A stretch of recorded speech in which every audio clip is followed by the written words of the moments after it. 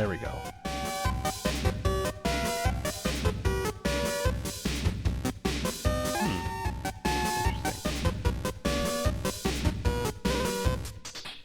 70 million corpse explosion necromancer build in Diablo 4.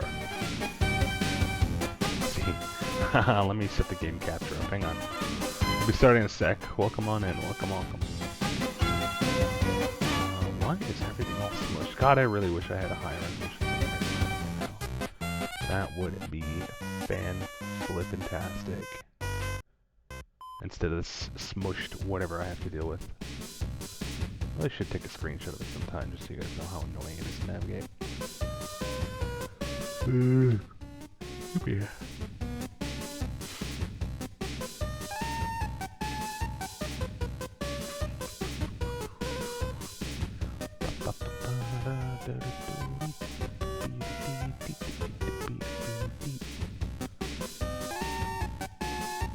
Something I would actually like as a feature.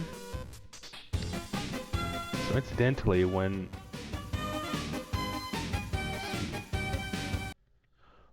doing, whoa, let me turn that down. Wow, incidentally, when doing, Jesus, that is really loud. When doing men of broader intellect know that there is no sharp distinction betwixt the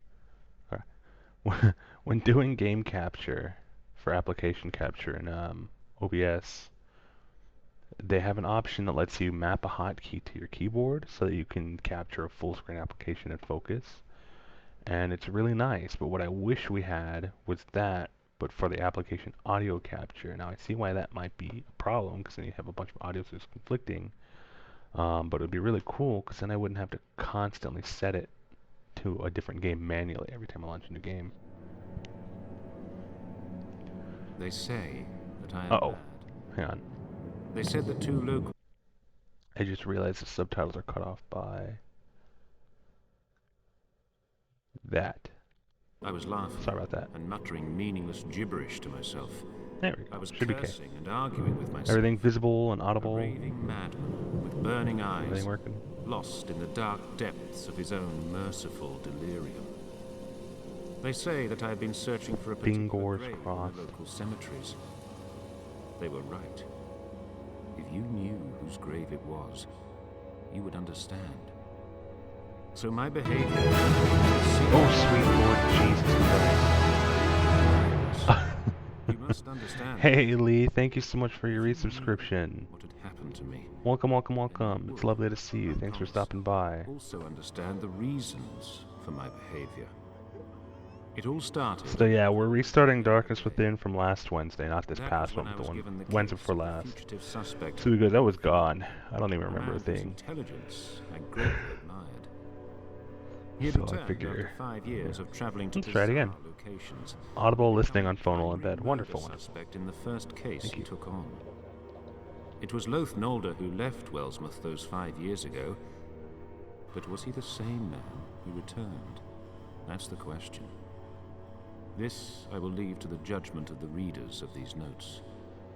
They tell me that I've been here in the Wellsmouth Mental Institution for 2 weeks now. Is it really that long? I cannot say. I do not remember the first 8 days. The doctors tell me I am making progress. I think they are lying.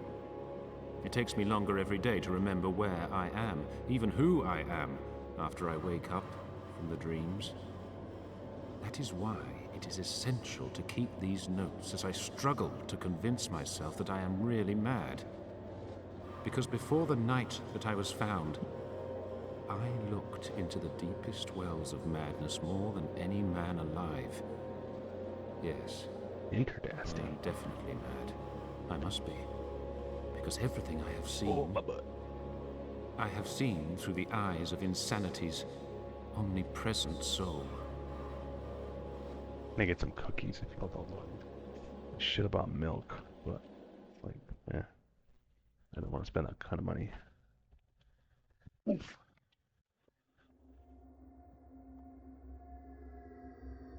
Alrighty. So as I take it, this Loth Nolder was a private investigator that was involved. I think he might have been the perpetrator of a heinous murder, and he was something of a mentor to the player character, and one day escaped from the asylum that he was locked in.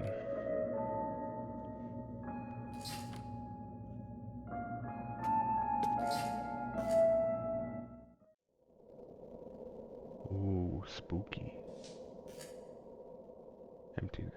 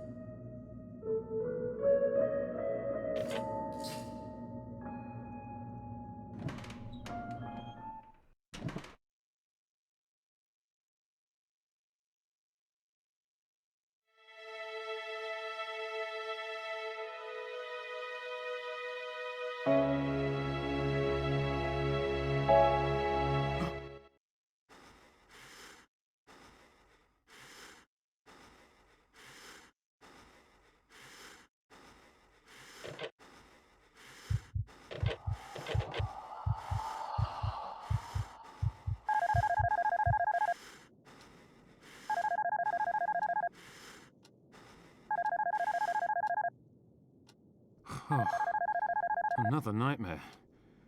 What's going on with these dreams I've been having lately? So vivid. Almost as if they were real.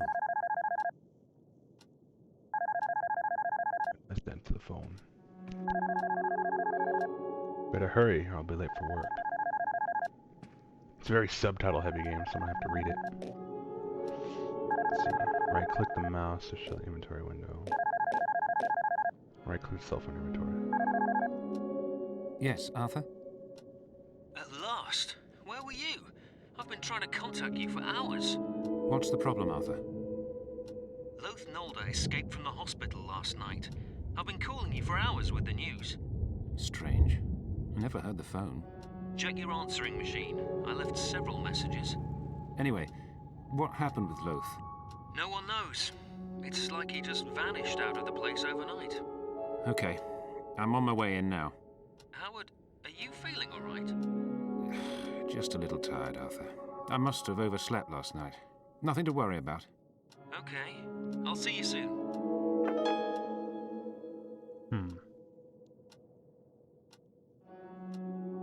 Read clues, click Howard's mind button in inventory panels, and click a clue to read.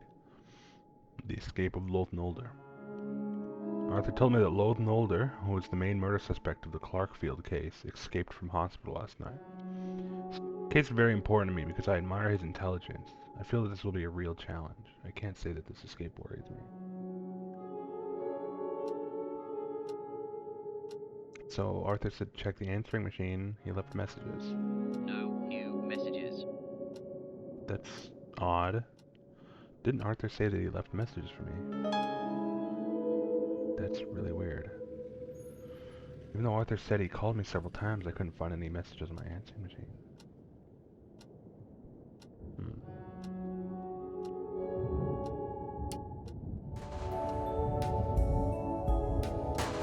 Check the radio. Listen to some dream pop. Ah, it's just this book of poems. It's nice, but a little too long for me to care for. Television. It's a clock.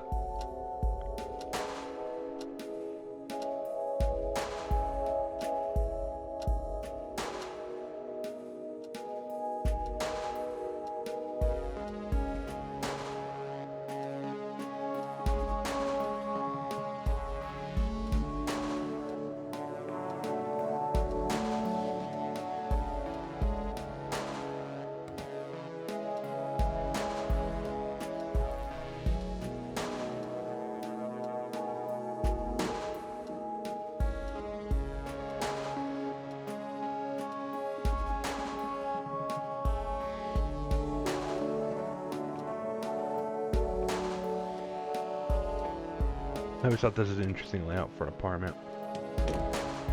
I don't know if it's a stereotypically British one, but it's interesting.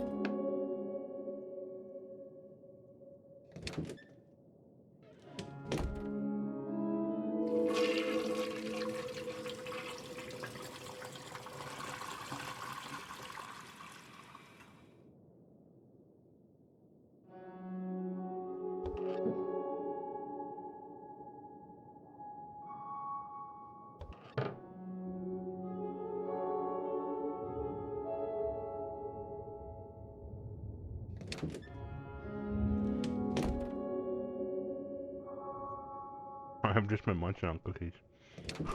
I hope everyone's doing alright.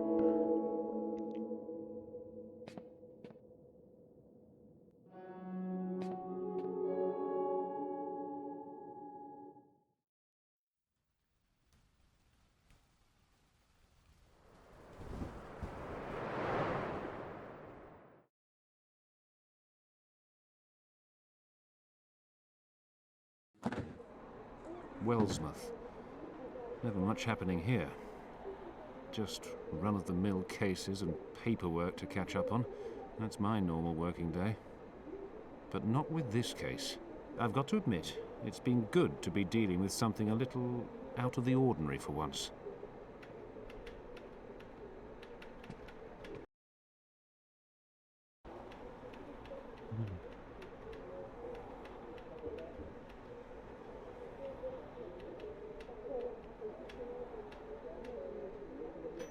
These are investigation pictures taken at Loth Nolder's office. There was nothing there when we first searched the place. I have examined the place several times since then, but couldn't find any clues. That office is the only property Nolder owns. He even sold his house to help pay for his strange travels around the world. So why didn't he sell his office as well? I think I'd better take these pictures with me. Maybe there's something here we're not seeing. And then it has to go one by one through each of the photos before I can actually move.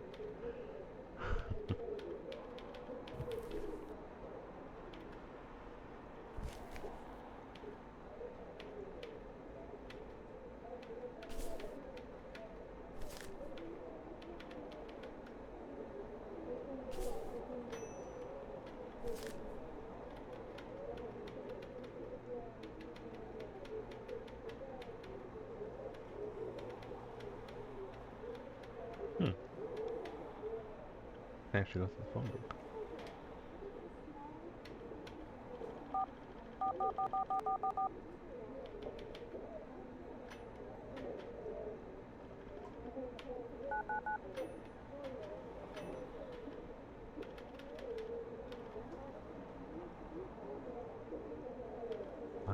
Files.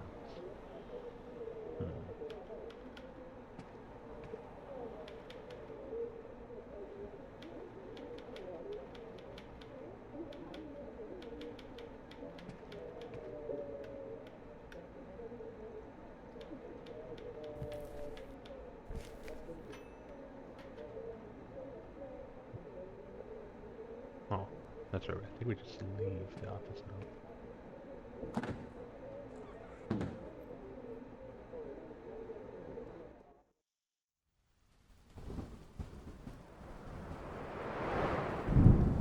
I kind of get what kind of like vibe they were going for by naming that the guy that we're looking for Loth Nolder, but it doesn't seem, I don't know. It seems like a fake name, or like a Babylonian name or something like that.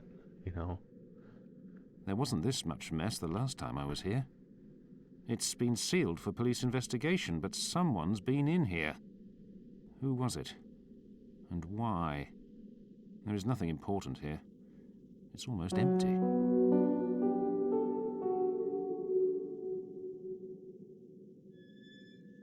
Alright, I was going to turn the brightness up.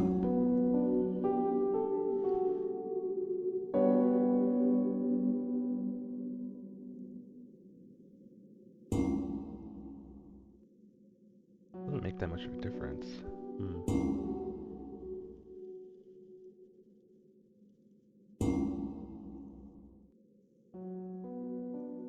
Maybe it's because I haven't full screen or windowed. Ah, well, that's right. Alright, the only step I remember next is to check the photo. the photo of the office, it's like, oh, this painting's been moved.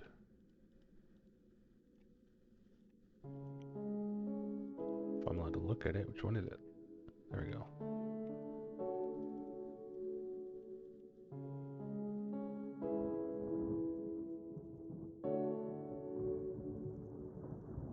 Oops.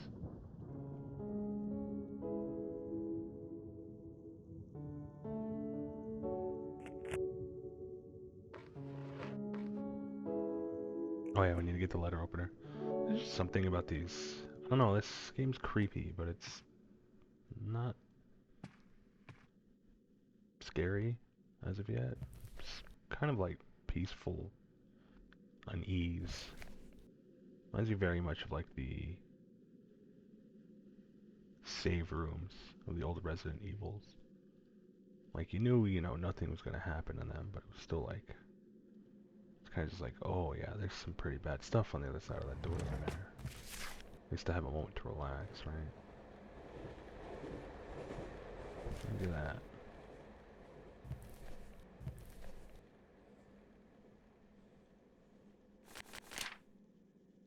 Ooh.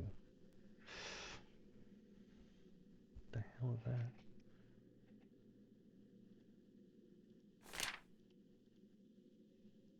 Preface. This work has been prepared in order to collect the folk myths of the town of Wellsmith into one coherent source. As is generally known, Wellsmith is a settlement that was built during medieval times. Precise dates are not known. Due to the high mountains surrounding it, it always lived apart from the other settlements. For this region, ethnologists are drawn to investigate the history of such an insular region. Investigating and compiling the folk myths of an area such as Wellsmith creates a rich ethnological body of knowledge which should provide information about the surrounding region. P.S. I want to thank my good friend Alfonso Gray, who worked with me on some parts of this book. Amateur ethnologist Sean Bridge. Iathar's Curse. Iathar's Curse myth may be one of the oldest myths of the region. Although controversy surrounds its origins, the generally accepted version goes back to ancient times. The natural phenomenon which occurs every year at particular times on the Northwood Mountain cannot be explained completely even today. Strong winds, which with horrible rumblings spray dust and small stone pieces throughout some caves and cracked rocks in the Northwood Mountains. These pieces of stone rain down into the nearby towns and are seen after a strong earthquake, which is different than the ordinary small ones which happen in the Wellsmith first-degree earthquake zone. It is a known fact that the first settlement of the Wellsmith district was set up in the national forest-clad northwest region where, because of its altitude, the climate was generally harsh during most of the year.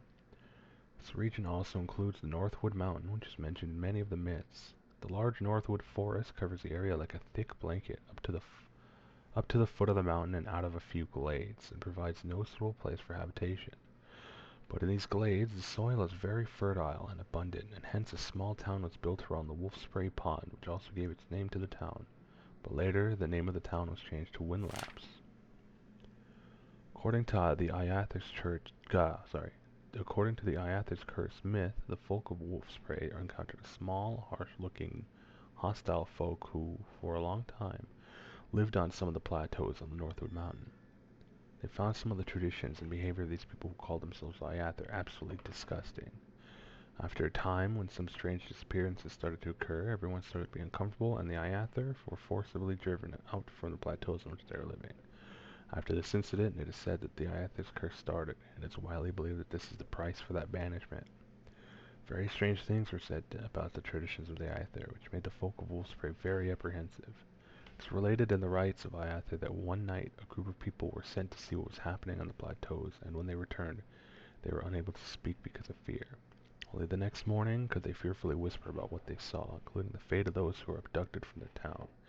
It is said that the Iathar were a devil breed who sometimes, in a dark and deep cave, worshipped loathsome idols, offered sacrifices to them by dancing to the accompaniment of monotonous music, and summoned something from below hell by hitting their palms on the ground. Today, some habitations are found in the archaeological excavations, but none of the caves in that region contained idols similar to those mentioned in the myths. Spooky. We've got an ad break in 5 minutes. Assuming that reading didn't put you to sleep. There's boredom.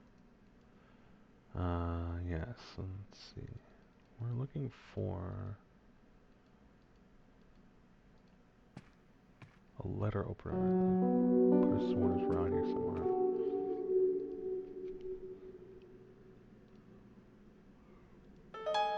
Oh, I didn't know the calendar was relevant. This calendar's 5 years old. Must be from prior to... This must be from just prior to his sudden disappearances. Visits some African Oceanian countries and such during his travels. Now where the heck?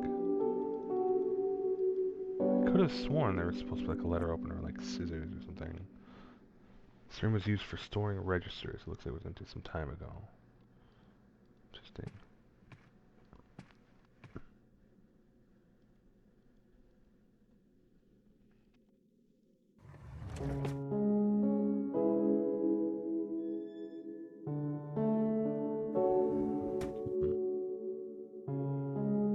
Where's that darn thing? Ah, that's right there it is. Okay.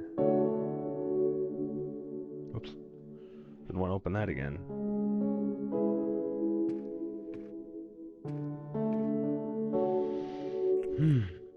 Let's see. Right click. Drag. There we go. Ooh, apologies. What do we get? We got an envelope. Oops.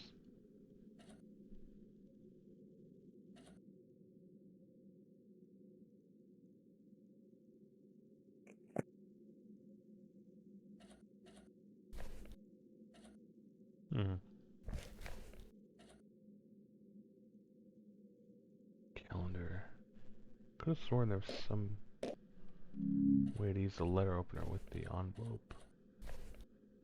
All right. This combine items, right? No. There we go. Now I remember. Okay. Got an old key. A letter. I'm set, bud. Good night. Let's see. A book of notes. Oh, that's right. These are the really long ones, huh?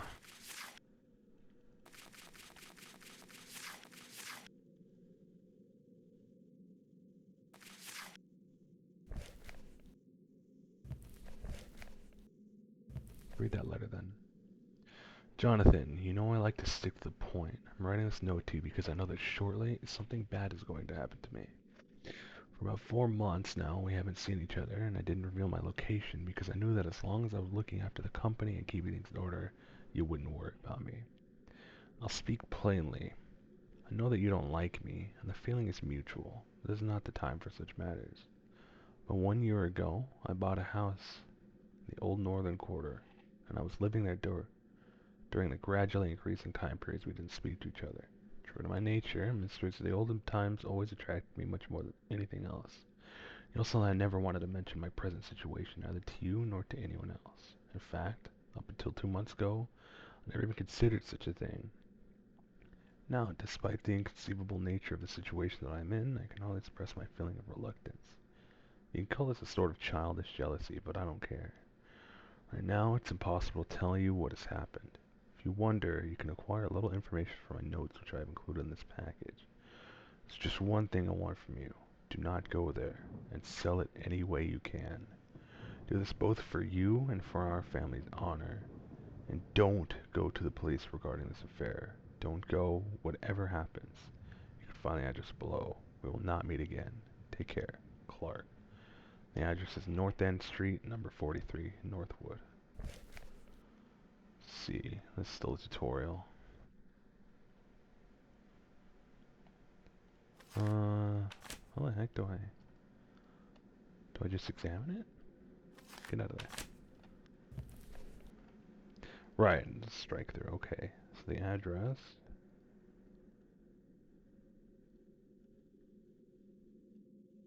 So we know it's an address, but not of what.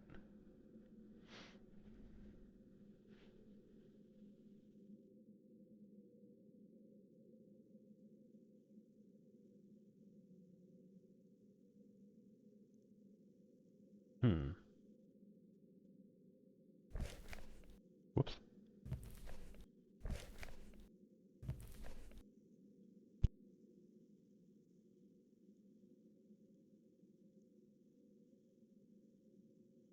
So the Jonathan this letter's addressed to is Jonathan Field, Clark Field's younger brother.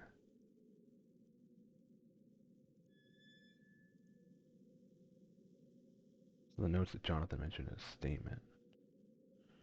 Only because I like to stick to the point, writing this note to you because others try to plainly. I bought a house, Old Northern Quarter. Interesting. Mr. Field secretly bought a house.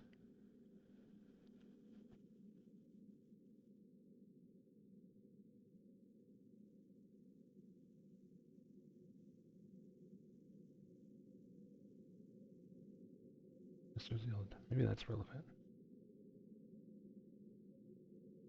No. Right, so we have the address. That's the house key, so we gotta go there to continue the investigation. A nice feature that I can somewhat recall is that sometimes you can even come back to these notes when you learn the context of certain details. Or I guess the context of... Context? I don't know. And you can actually get new information out of old notes that you might have already pored over. Which can kind of be annoying,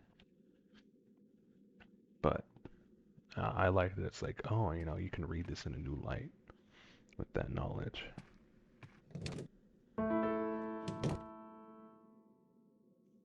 Welcome back. Sorry to anybody that might have been hit with ads just now.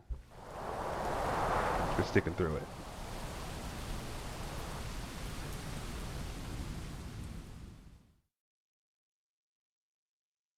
I know this game isn't the most excited, so for those of you here, I appreciate the company. Whew. This place welcomes one with a threatening sulk. You reach by climbing through serpentine, shady tunnel-like streets where the houses bulge and lean against each other, and the hostile natives peer out of windows and doors furtively.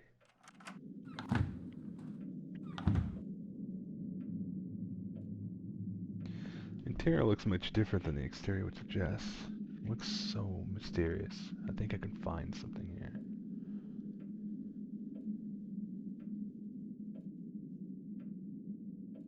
Let's see.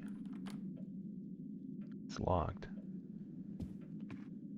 Jammed.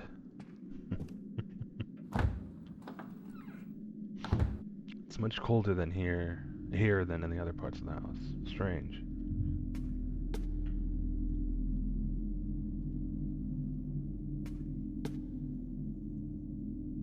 Excuse me. There's wet soil on the shovel.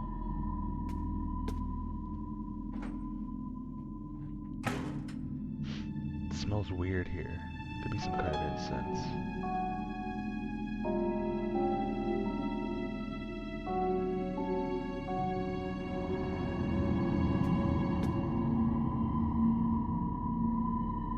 Electrical panel. Messy.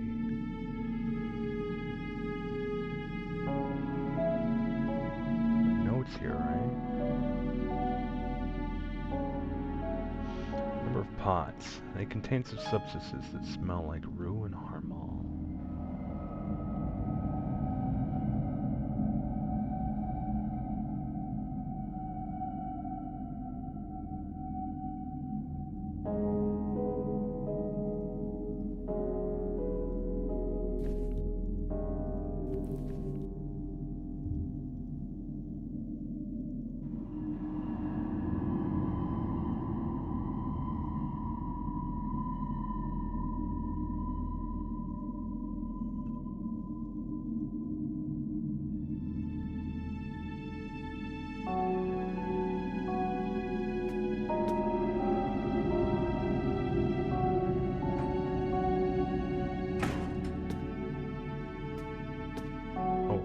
I'm going to turn my light off. This is a really good vibe. Although I will refill my water bottle, so give me just a moment. Enjoy.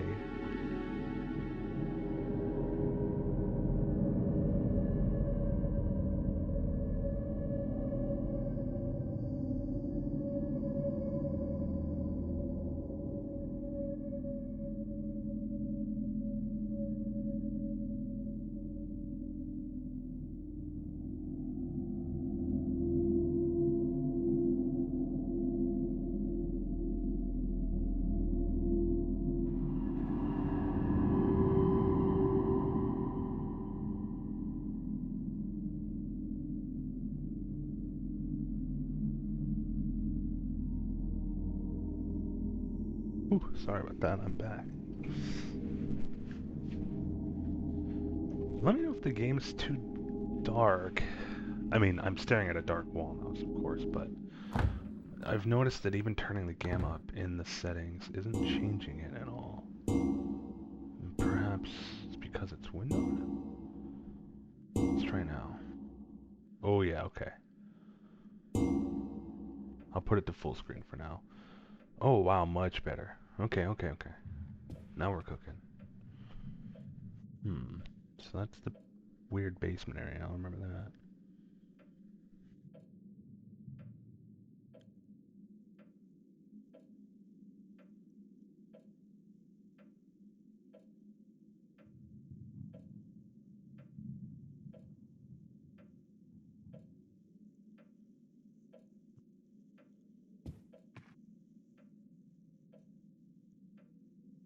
Let's try all the rooms downstairs first. Door's not locked, but I think there's something behind it blocking it.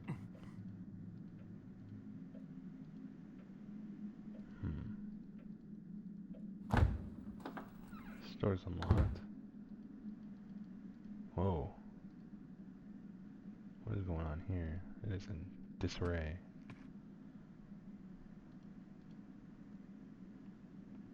Huh.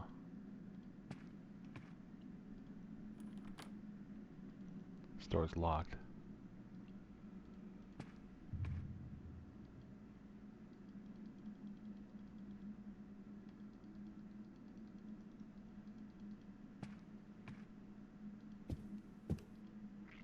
There's a note written on the back of this photo that reads, Jonathan and Clark Field. Mr. Field had said that he and his brother did not get along. This is the only family picture here. Shame. Ah, some notes. These are Mr. Field's notes. I know what they're doing here. Oh, can I combine them with the others? Whoops, that's the key. No, it doesn't look like I can. Whoops. Get out of here.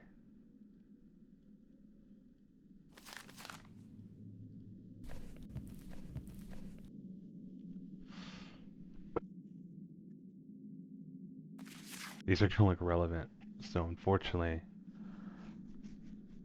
there's a lot of it, so I'm not gonna read it.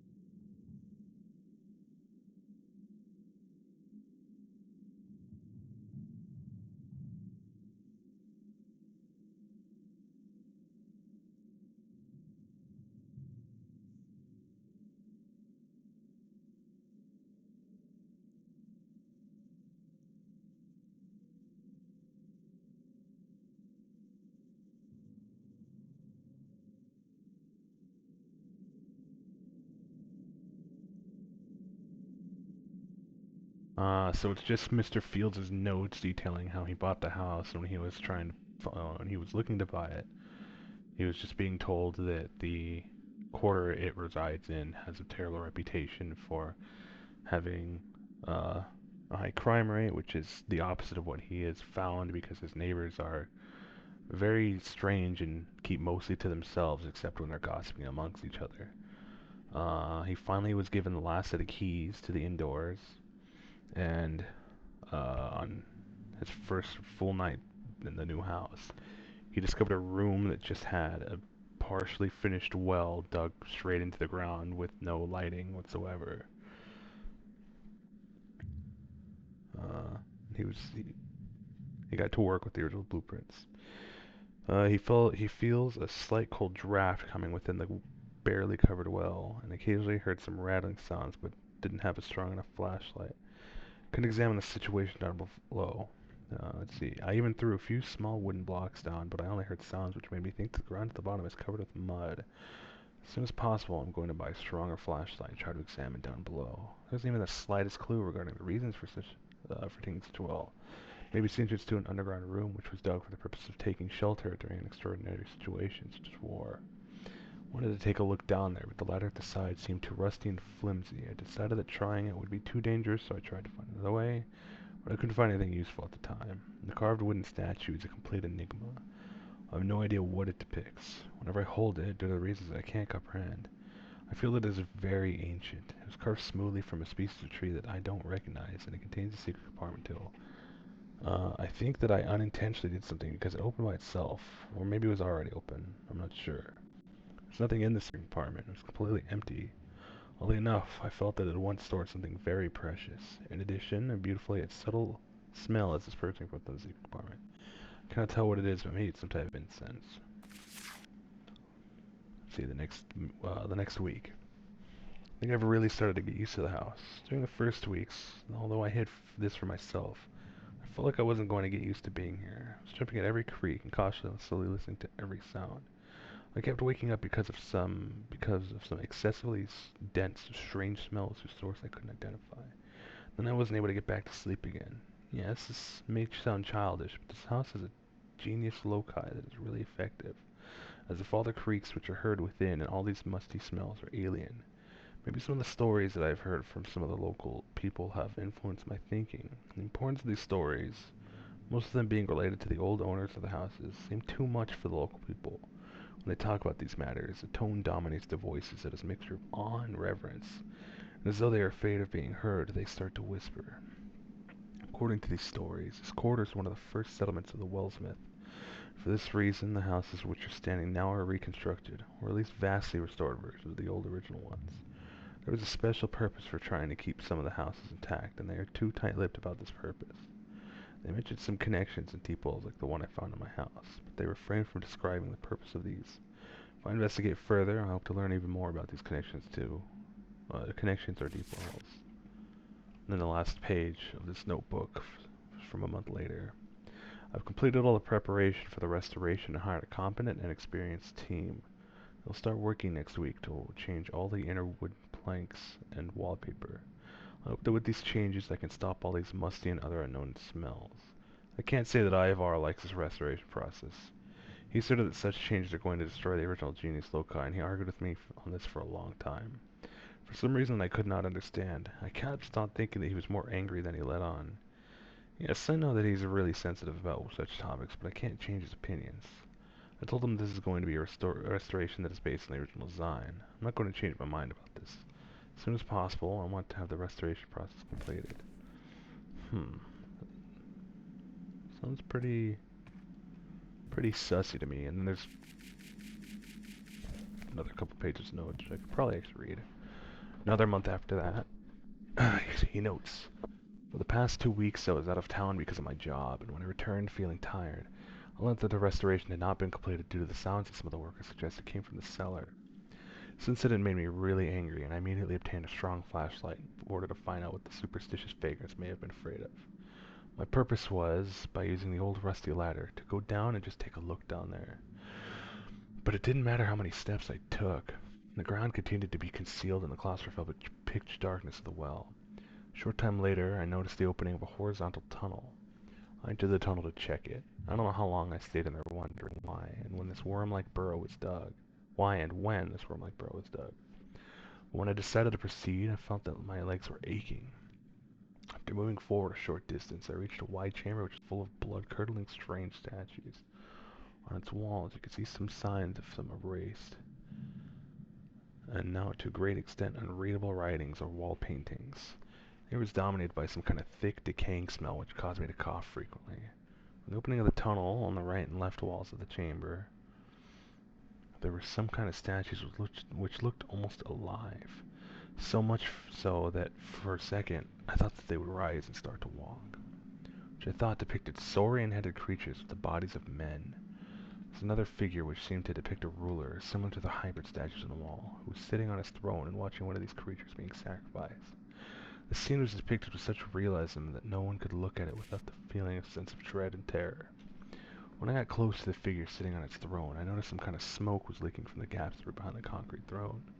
In fact, this was not easily discerned, because if not for the wind which was blowing the smoke inside, I wouldn't have noticed it at all.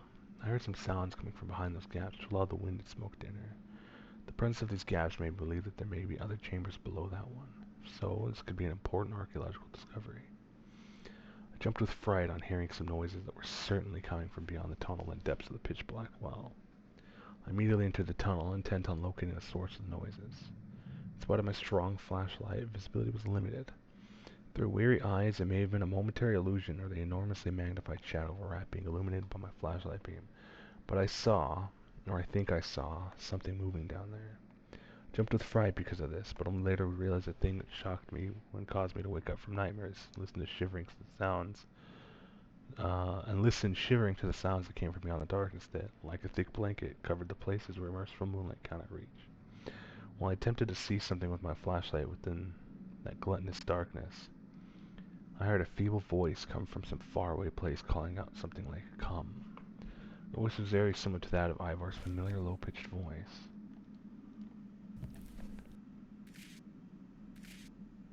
Through the effect of that shock, I threw my flashlight into that dense and dreary darkness, and with both hands free, I dashed to the cold, damp, and rusty metal ladder, which, at the time, seemed to me as though it was eons old. While I was climbing up, and without daring to look down, I caused a piece of the ladder to be broken off, and it fell into this pitch darkness. Maybe because of the comforting feeling provided by that incident, I managed to reach the top and get out of that well. The next morning, when I woke up to my bedroom bathed in sunlight, I thought that all these events were just delusions merely caused by excessive weariness and insomnia. I reached another conclusion. Maybe Ivar was right about the restoration. This sort of place has very important features invisible to the naked eye. Hence, I decided to leave the house as it is now. I'm not going to make any further efforts to restore the house. I actually need a bit to use the restroom. So give me just a moment. We will hit the BRB screen. I'll put on some music for us. Let's see if there's anything I can put on that's like moody and, I don't know, royalty free or something.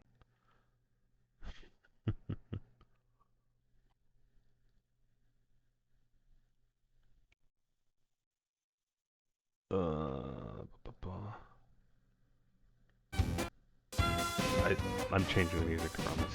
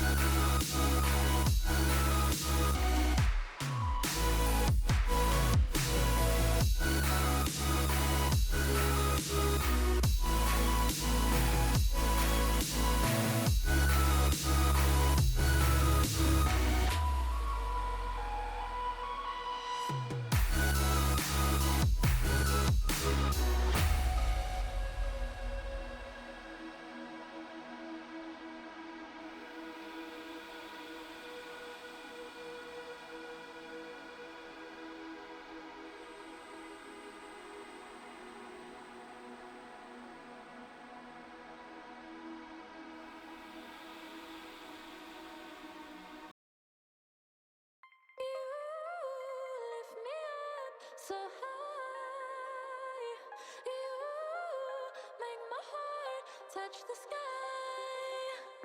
You lift me up so high. You make my heart touch the sky. You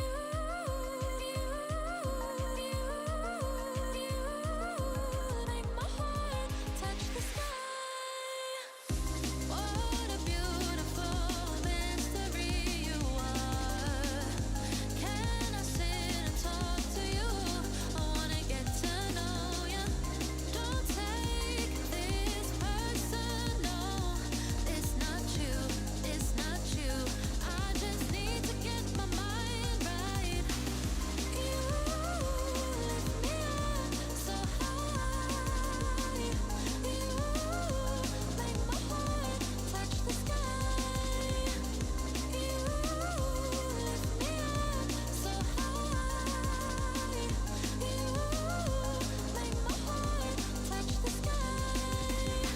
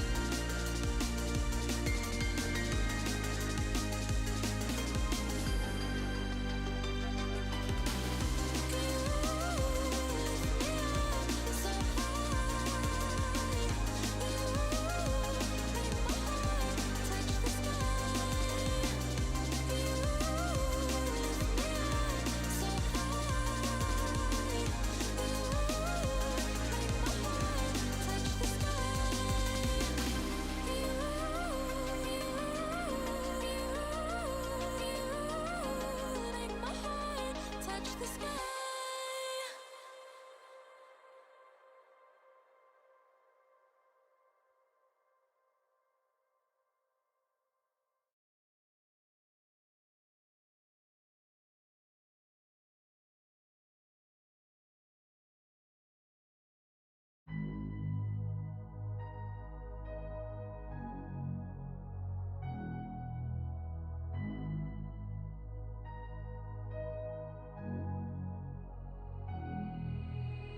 We keep on running from tomorrow. Oh, from tomorrow. Oh, yeah, I'm running. Yeah, I'm running. Yeah, I'm running next to you. We keep on running from tomorrow. Oh, from tomorrow. Oh, yeah, I'm running. Yeah, I'm running. Yeah, I'm running next to you. You never get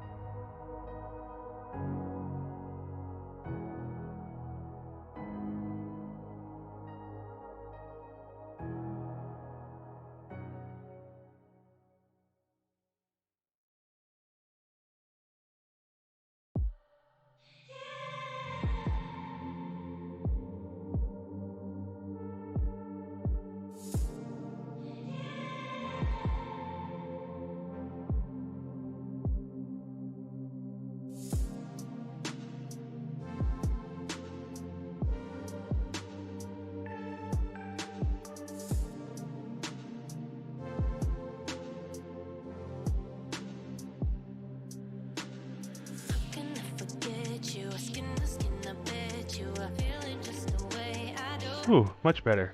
Oh, hey, Mord. Welcome on in, buddy. Sorry you came when I was using the bathroom. I like it when you I hope the music's been good. I want you to stay Let's get back into the game. right here.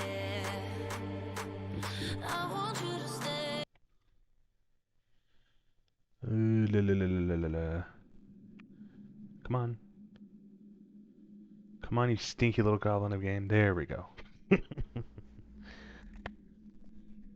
Are you sussy comfy, buddy?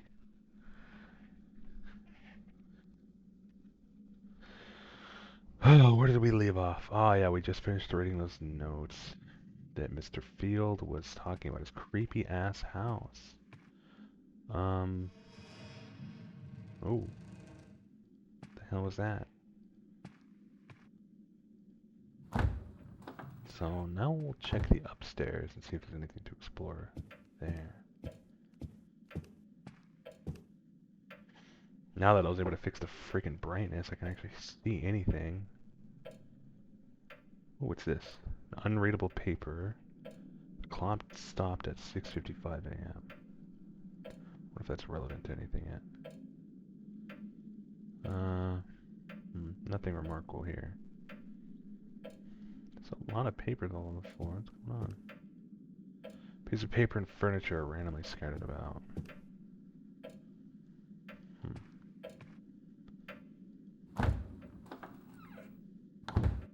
It's humid in here. Ooh, somebody's been here. Oh.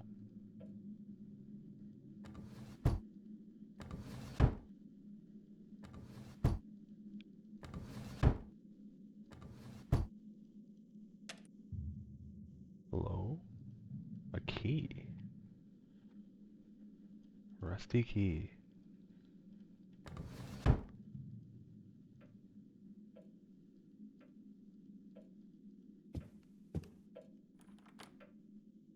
The wardrobe's locked. Is that what the key's for?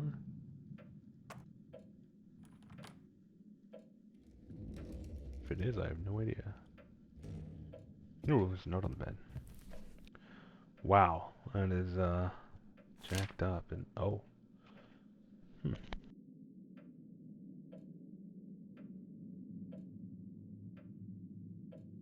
Oh, I just had to sneeze. Sorry about that.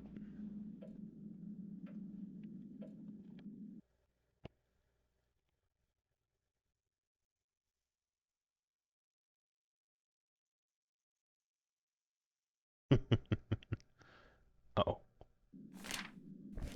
That was close. I'm gonna save the game before it, like, inexplicably crashes on us. We're reading that weird book. How many pages is it? Huh. Maybe it was because of this that mankind always tried, and is still trying, to overcome this obstacle with the help of some hallucinogenic substances. A lot of carvings and petroglyphs show us the signs of mushroom cults that existed thousands of years ago. Understanding the soul metamorphosis demands examination of far more complex and esoteric thought systems, together with the asserted theories required by these systems. It is obvious that the soul metamorphoses is not a state that can be achieved simply through the process of altering the state of consciousness. It appears that from the illusions which are formed or found in some of the ancient texts, the information about the characteristics of this state is insufficient and leads to even more confusion. But again, a consociate point becomes apparent. This is the probability that the hallucinogenic substances, which can be seen in most ancient documents, drawings, and carvings, may serve as a key or catalyzer. Most important examples of these can be seen in the stories that are told about the secret Eleusinian mysteries and the Kikian drink, which were used in these rituals. They are very important in this respect. And at this point, I want to continue with some examples from the strange and in some parts confusing book of the notorious German writer, philosopher, and alchemist Wolfgang Schneider, who lived during the latter part of the 14th century, and because of his radical thoughts about religious topics, was burned at the stake when he was 68. This book, that was translated into our language as The Eclipse of the Soul, is really hard to find presently, and it is believed that the original copies can only be found in certain major libraries. In the book, the parts which deal with the very ancient esoteric belief called Diversau, that was said to be directly related to the metamorphosis of the soul, are particularly interesting. According to the book and the Versal belief, the starting and the ending phases of the metamorphosis of the soul process are depicted with the eclipse of the sun. The writer asserted that this belief is based on an ancient oral tradition doctrine, but he also claimed that he had intentionally kept secret the sources which led him to this information. The information necessary to research this topic could not be found due to the secretive attitude of the writer, yet according to ethnologists, signs of this kind of belief are present in the world. The source that the writer used for proving his assertions must be mentioned and cannot be ignored. The source is a series of parchments called Summoning the One Who Lies Beneath. It claimed that the originals had been written in 4839 BC by an Egyptian priest using strange hieroglyphs and some unknown symbols that are not hieroglyphs. Further emphasized that the one he possessed was to copy the original brought by him from Cairo and might be dated to 2200 BC. This parchment could not be found, despite widespread searches by contemporary mystics. There is speculation that even if a parchment like this really exists, it probably resides in the collection of some rich occultist. This Summoning the One Who Lies Beneath is thought to be a compilation describing some preparations and rites written by an unknown cult that worshipped Apep and opposed the Ma'at. This is according to some Egyptologists, although there are some who disagree with them. The important thing here is once again the allusion to the use of hallucinogens. We know that there were mushroom cults in the Sahara Desert 7,000 to 9,000 years ago, owing to some carvings and petroglyphs. The fact that the texts and the diagrams in the book completely corroborate these historical truths proves that Wolfgang Schneider had written about the Summoning the One Who Lies Beneath may be true. Note 1. The Eleusinian Mysteries were annual initiation ceremonies for the cult of Demeter and Persephone, based at Eleusis in ancient Greece. Follow the mysterious celebrations of ancient times. These are held to be the ones of the greatest importance. These myths and mysteries began around 1500 BCE and later spread to Rome. The rites, cultic worship, and beliefs were kept secret, for the initiation rites united the worship with God and included promises of divine power and rewards in the afterlife. Kykion was an ancient Greek drink made mainly of water, barley, and herbs. It was drunk at the Eleusinian Mysteries.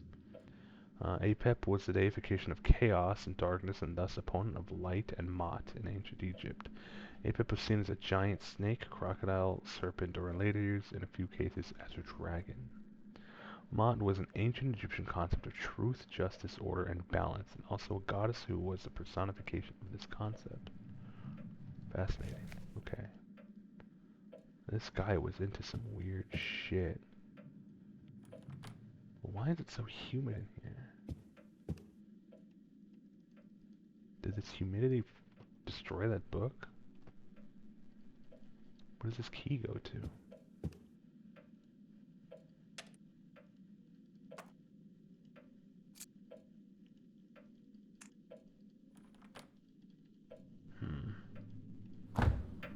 So that's enough of that for now. What about here? Oh, old study, library. Very creepy looking bionicle mask. A lot of different masks here, and I think they're African. Is this the subtitles? Yep. These look very threatening.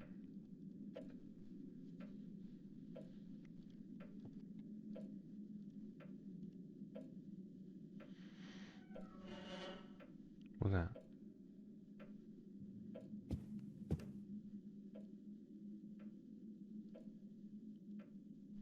This calendar in which some dates have been marked. Was that January 2011th? Let's see. I thought this guy's supposed to have been dead since 2006. Who's been living here all this time?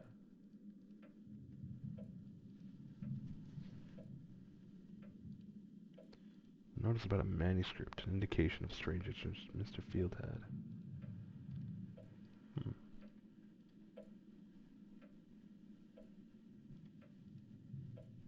Phone.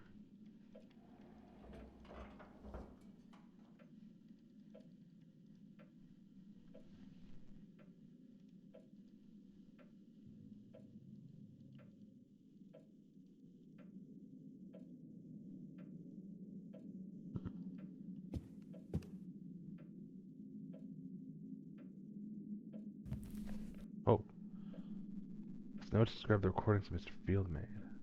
Hold on. They're pretty long. I'm not going to read all of them. Oh, I guess I'm going to have to. Cassette number 1. Cassette. So let's pretend to cassette number 1. Record number 1 and 2. Old and now unused Moreland Cemetery, Brixton. What is that?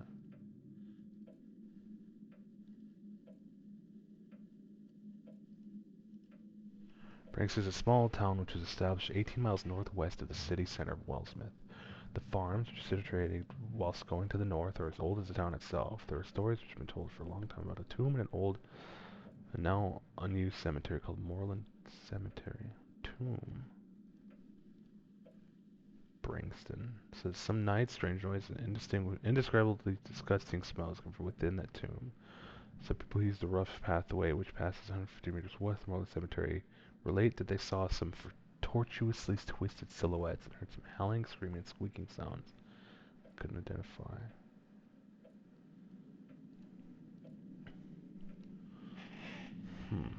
Started my recordings here at about 2:48 a.m. So dark and overcast, it was almost impossible to see surroundings. A small flashlight, but I'd be very cautious because rumors that some grave robbers were blown to the old graves by spreading all the bones around in a disgusting human manner. Metallic half-open door of the notorious tomb had some figures and half-reliefs similar to Rodin's The Gates of Hell.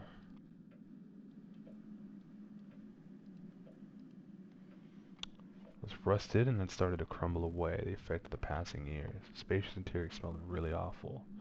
The cover of the stone tomb was broken, and the interior was visible through an opening. The floor of the tomb had collapsed into a wide underground hole. I heard that during a strong earthquake 4 years ago, some parts of Brixton collapsed into underground holes or caves. I think the same earthquake was the reason for the collapse of that tomb. I recorded both the interior of the tomb and the building surrounding it.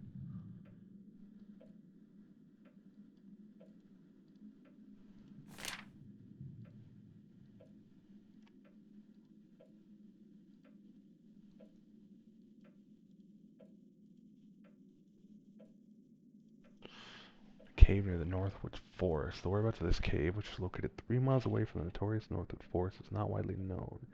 It's akin to some other caves that form a complex underground network. It's rumored that a lot of people have become lost inside and never return. Some people claim that they have seen fires inside and heard some sinister sounds coming from the depths of the cave at night. Record number 4, by this dig in my cellar. Some sounds are coming from the well in my cellar. I don't know what lies beneath it or the reason for its construction. On top of the well I used a flashlight to examine it, but it was too deep for me to see the bottom. The sounds coming from below make me think that there's some animals down there. I believe it must connect to a tunnel that leads outside somewhere. Record number 5, in my bedroom. Ooh. For some time I've been woken up by squeaking, trembling, and slight wind sounds whose source I can't identify. Several times, hardly suppressing my fear, I roamed the house but couldn't find anything out of the ordinary. It's said in houses the soul noises are common. I guess I'd have to just get used to it. Record number 6 and 7, in the well. I decided to examine the well because the workers I hired for restoration left the job half done due to some sounds I claimed to hear from within the well. The rusty ladder that I hadn't dared brave before was my only avenue. I bought a strong flashlight to inspect the interior. I decided to record some sounds down there, but I could only record some sounds in the room the tunnel leads to. When I listened to the recordings later on, I noticed some defects. There were some deep noises and rumblings in every recording. I think that the dirty and choking atmosphere of the well caused my recorder to malfunction.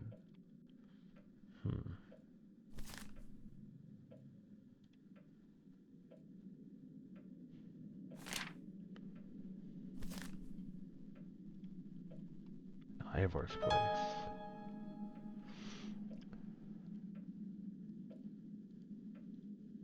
I had an opportunity to make some recordings in the Worm-Eaten place, which Ivar and some other friends of his were using as a meeting place.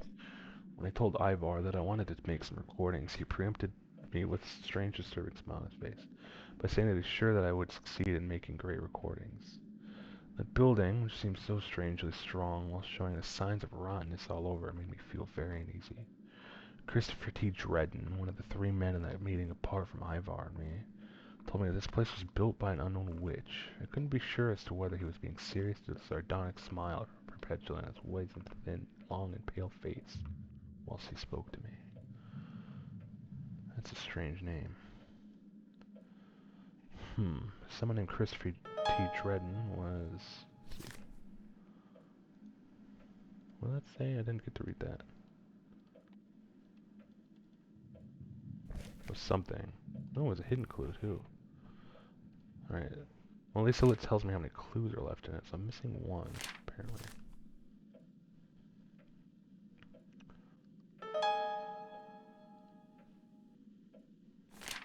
Oh, I missed a page. Okay. My teenage years was my only joy to examine and work the place where rumors had been spread. Human lifestyle was not for me. I always searched for the ways of the inhuman. Visited old cemeteries full of dread, old ruined buildings. Spent most of my time in these places which were suffused with the black veil of myths and rumors. One day, I bought a sound recorder and started to record the environmental sounds of these desolate places where I'd been spending my time alone. Fairly soon, I had a large collection of recordings. Excuse me. Some nights when I couldn't sleep, I used to put my headphones on and listen to the sounds which seemingly did not belong to this world. Carefully heated, the sounds almost materialized to the touch genius loci could be heard. My secret treasure trove was discovered by my family because Jonathan blabbed about it. All my recordings were destroyed. They forced me to go to a psychologist for 1 year. I can still remember how Jonathan used to call me ghoul around that time. Anyway, against all odds, I never abandoned this. I think I can say passion. Men never abandon the things that they're bound up in their hearts. Even if they are suppressed, they never forget. When I was just 22 years old, Jonathan and I became solely responsible for my father's company. I had no time whatsoever for anything else but work. I was so happy when I took over the company for my father. I will never forget that period of my life. Today I bought myself a new tape recorder. As I said earlier, I would never abandon my passion. I cannot pursue my interests in a serious and mature way without the recklessness of youth. Let's see. So that's that.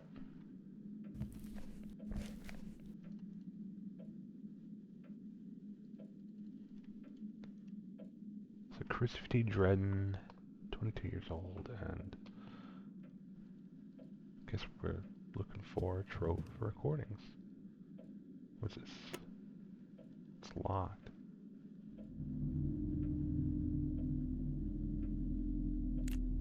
Huh.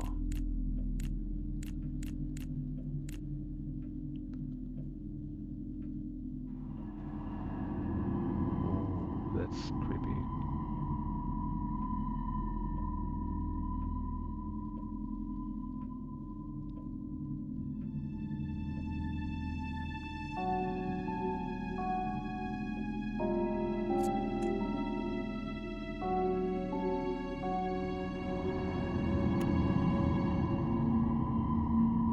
I'm certain that briefcase is relevant. I'm not sure how it'd go about. Oh, what's this? It's an empty showcase. I wonder what strange things are displayed here. Oh, let's save actually.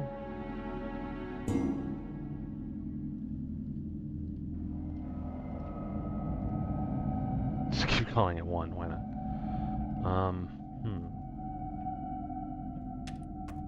Yeah, let me look at these keys.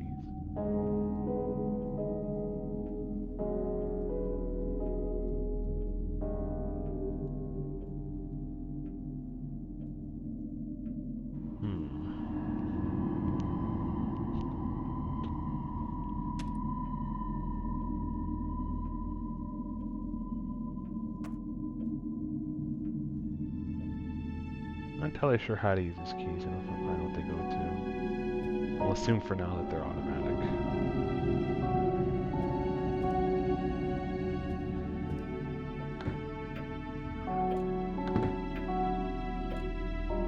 Oh, we can go that way.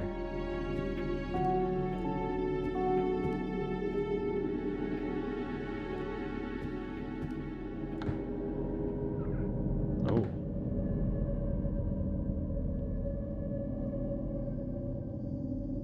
Moldy old bathroom. Well, I don't think that's it.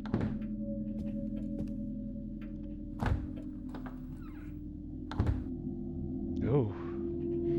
Some of the rooms, including this one, have only been partially restored. The furniture is in place haphazardly. Oh, some rope.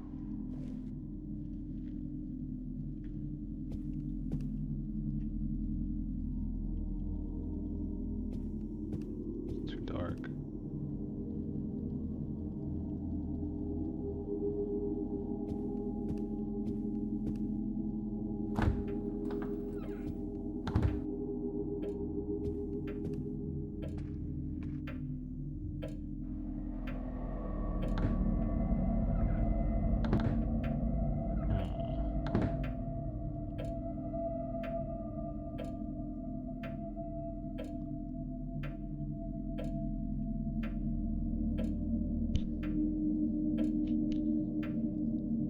Maybe we should look for the Cyvar person. If it'll give us the option.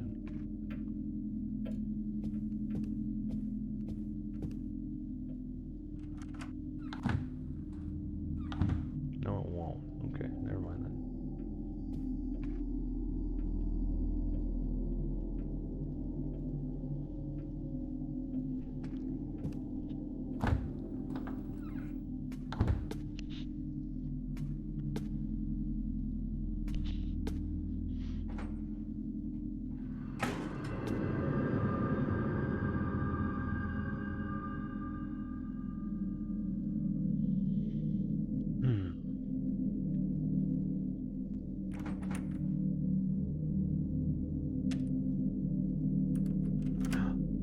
That lock did it. Ooh. That is fucking scary. So this is the well.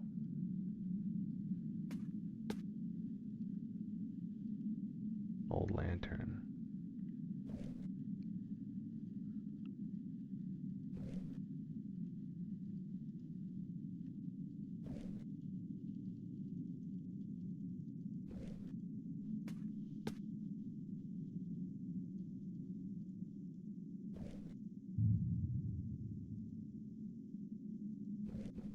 Well, it looks mysterious. It's obvious there's something at the whole of my investigation.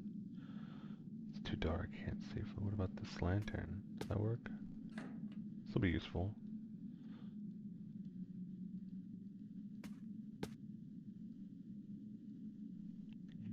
We descend. Yes.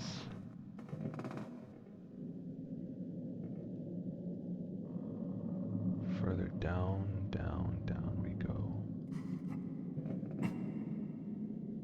There's a hole here.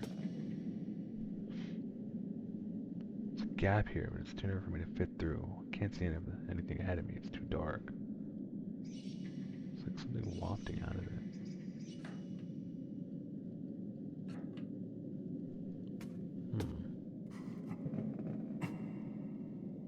Can't climb down any further. The rope isn't long enough.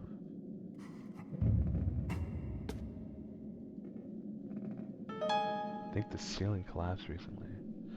It's not mentioned in Mr. Field's notes.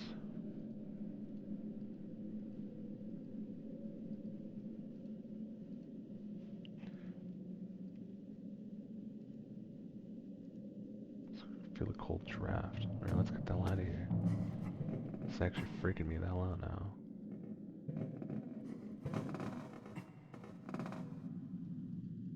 Is there anything I can use? Shovel? Pickaxe?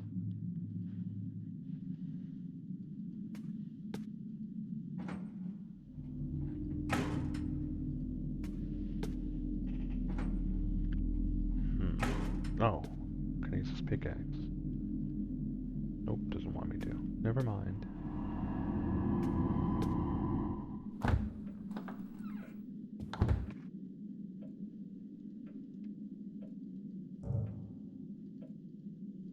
Was that like ink? Need a hint.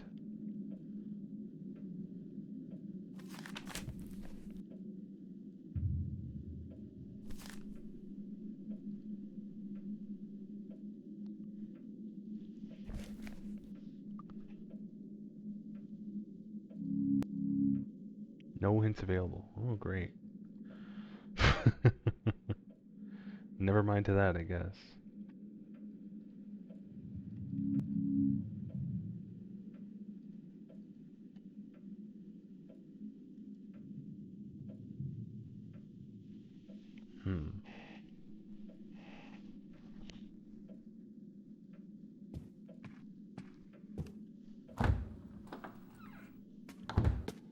that it? I just can't see from here? I don't understand. Ooh, time flies. Wow, it's already been an hour and a half. Alright, maybe I missed something. Let's go back down there.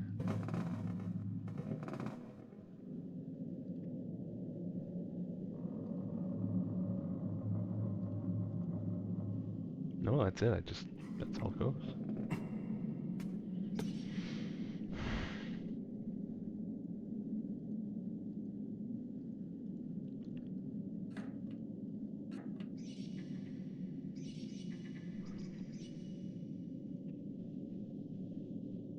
Oh, what is this?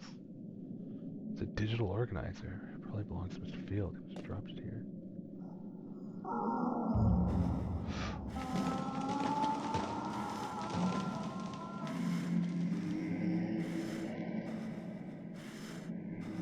Shit, what is that? Get out of there.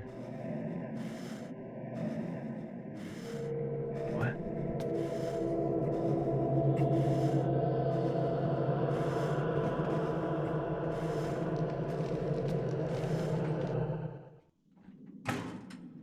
I'd better lock the door.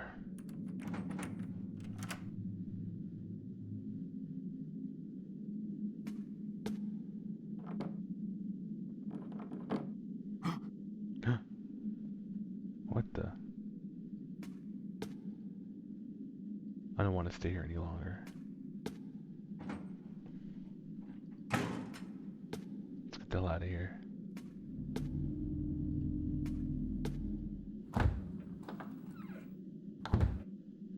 What? There was... I saw someone. I'm paralyzed with fear. I don't feel so well. I need to rest.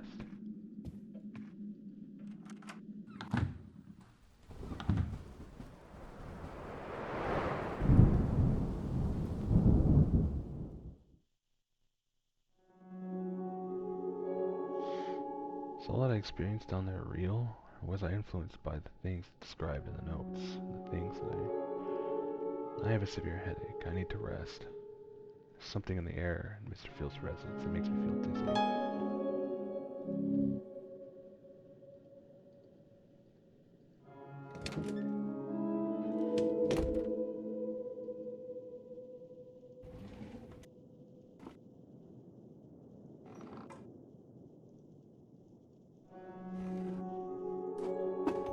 So I've played this game a couple times before and gotten, I wouldn't say like halfway through each time. It's been many years, so I can't really remember anything clearly, but I remember this game getting very gaslighty later on, which is such a trip. I feel so tired. Hey, you and me both, bub. He's got little Birkenstocks on, what a nerd. Messages, still none.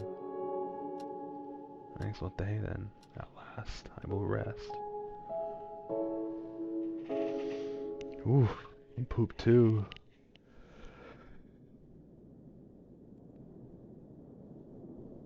We'll be going at least to the top of the hour though. So no worries.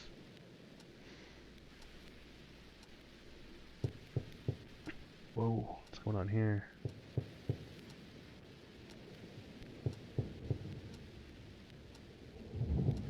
Could it be? Who's knocking at my door?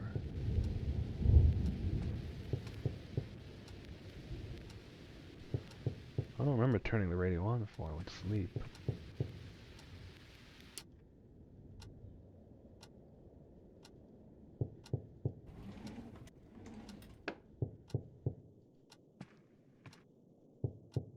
Now, let me see something.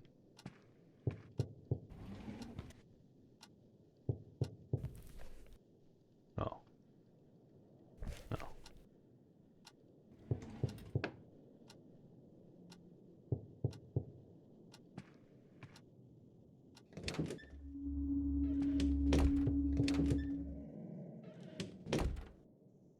What? Who's knocking at my door? Where is he? Outside it seems so quiet. There's no light other than moonlight. It's dark. What's happening?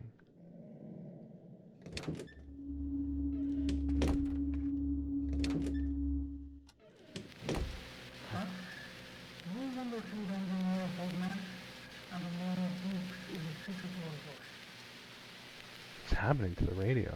I hear someone talking.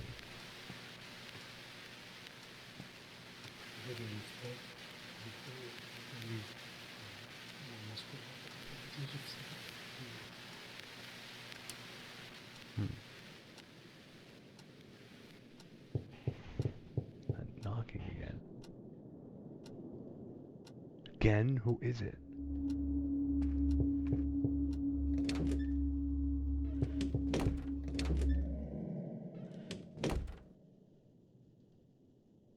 What's going on? I don't understand.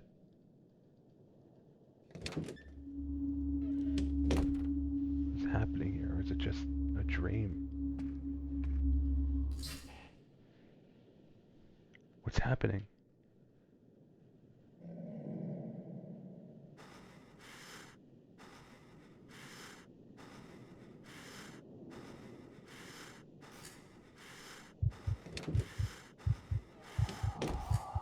Oh, sweet Jesus. Oh, God.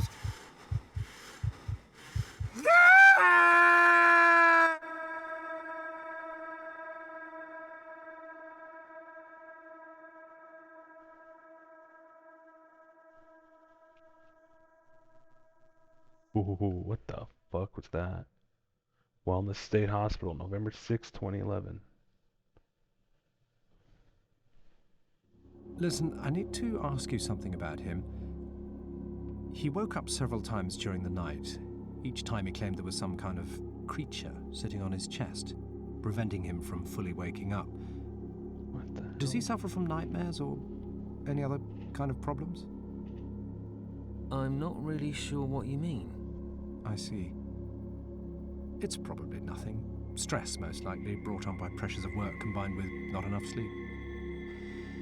You're his friend. When he gets out of here, tell him to take a break. A long break. He needs it.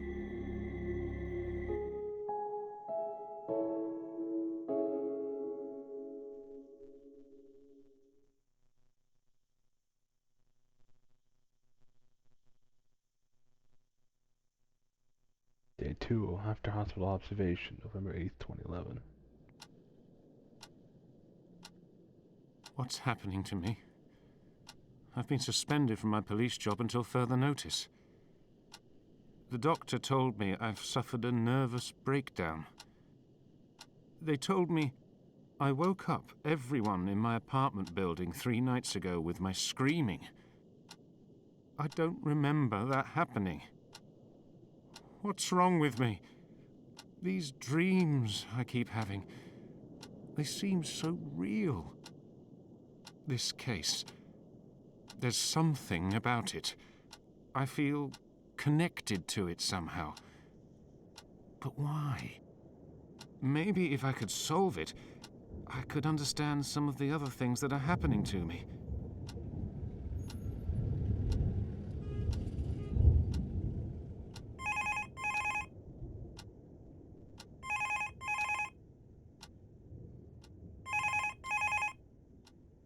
I'm not at home at the moment.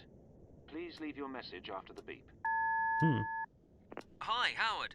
I just called to ask you if everything's all right. You had a breakdown, you know. You've got to get some rest, mate. I will call you again, mate. Look after yourself. See you soon. Why is it impossible to find a PS2 to USB adapter? I need one. Because it's 2023, Mord. I'm sorry. I hate to be the one to break it to you, but you're maybe 10 to 13 years too late to find something like that anymore. Next, you'll be expecting to just go to your local Radio Shack. Oh, wait. I'm sorry, buddy. I'm sorry. It's time to move on. It's time to just get a new keyboard. Okay? Okay, buddy? We've been using USB keyboards for a decade at least. I'm sorry. Alright, we gotta take my medication. Where? It would be in the restroom, wouldn't it? Speaking of medication, yeah, you're gonna need that cocaine, my friend.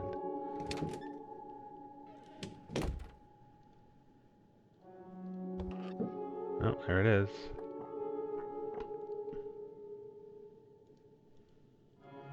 No, it's for an old piece of mine. I have like 4 of them, but I can't find any ones I have. Ugh, isn't it always like that?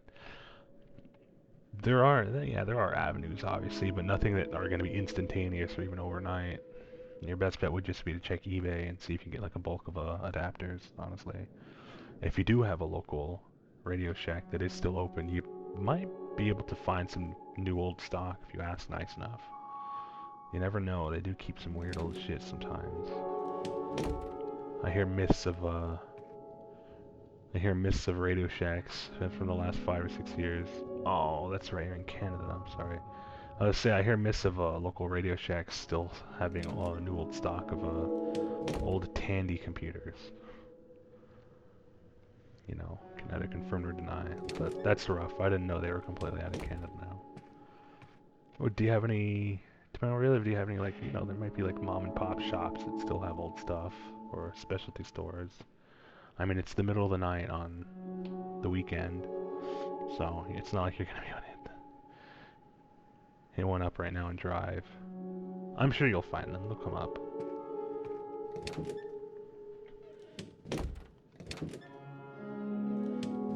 What do I need to do now?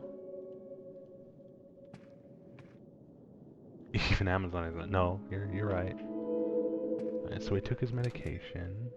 So there we go.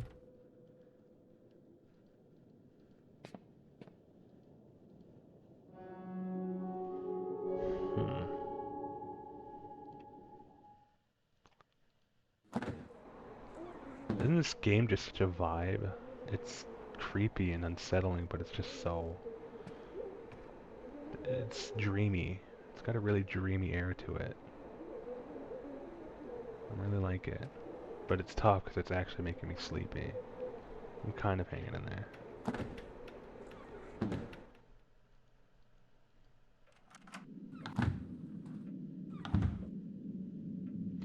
I should search here more careful this time.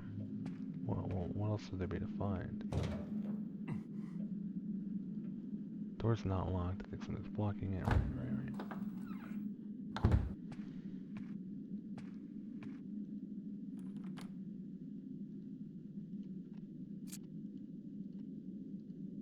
This key doesn't seem to fit. Oh, right. The scheduler. Password.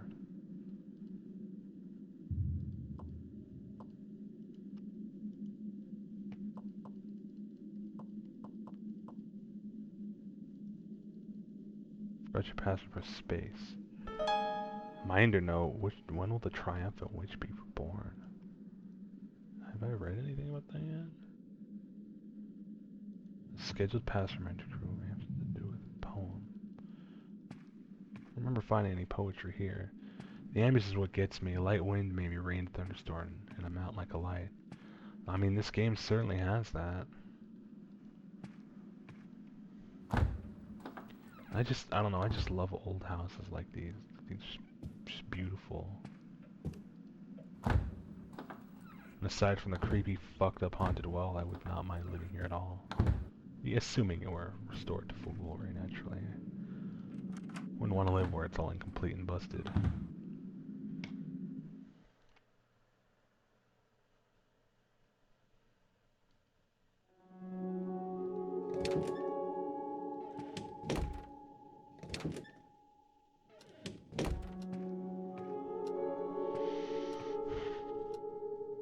Triumphant witch.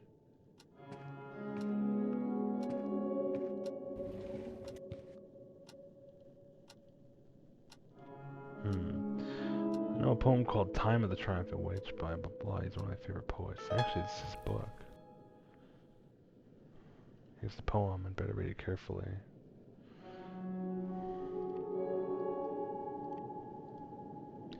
It's noise some bleak and stormy night.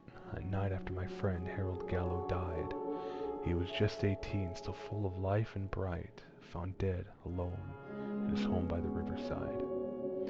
Then, as the storm was roaring, trees swung left to right, I heard that awful story and it carved into my mind. It was about a witch who will not be seen in daylight. She was betrayed by her people, cursed the town and died. She lived in the forest, too close to her town. so none would dare enter from dusk until dawn. Seldom she came here to buy some food or a gown, and never said bad things nor caused us any harm. Still the young ones of the town their fear grew great. They said to the people, "Witch must be burnt as such." But the old ones stood against, said, "Curb your hate." They cried, "Betraying her brings trouble far too much." Yet the young ones, scared, thought that she could be burnt so fast, and they called the witch hunters to burn her down to dust. Without proper inquisition, they put her in a cage. No words came from her mouth, neither any curse nor rage. As the devouring red flames shone before my eyes, those damned hellish words were within her painful cries. "You'll pay for this foolish act with your own children's lives. They will die when they're 18. This will be your woeful prize." Thus the story ends here, but this curse endures anew. 6 children have died with the sign of the witch on their brow. At the same night, come the next morn, we've had a newborn, and this sign, so rumors say, numbers when shall be reborn. Yes, I'd seen that sign before, just before Harold died. No, natural death, he killed himself that night. He always acted strange, but last in my sight, he seemed not quite himself, like a doll that can be thrown aside. I snuck into Gallows' home and found a spot to hide. Then he came in silence and went up like night arrayed, clad in black, face pale moonlight, eyes so wide, and his chamber was changed, mirrors all around displayed. Then I followed him upstairs, silent as a thief. What I saw is much for me, my beliefs cracked beneath. His chamber door was not closed, to me held his back, but I saw a reflection of pale face, colored with bloody awful relief. He was carving the sign 11 on his brow with an old rusty blade. Then he cut his own throat so quick he did not hesitate, and fell down to the floor, still alive, and shaking in pain so great. Then I ran away into the night. All I could feel was coldest dread. This is a story I've kept in this soul of mine. Everything started for me on 1st of April, 1699. That was the date on which Harold's soul took flight, and I'm sure tomorrow will be the witch's triumphant night. Alright, there we go. April 1st, 1699. The date that Gallo killed himself. Let's see. Harold Gallo. Is that relevant? Let's see. I die on the 18.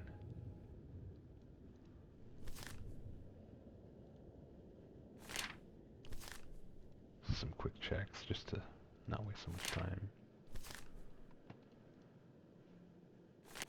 Wow, there's 5 clues to be found in here. Sheesh. 6 children. So 18, 6. Mirrors. Gal carved an 11 on himself.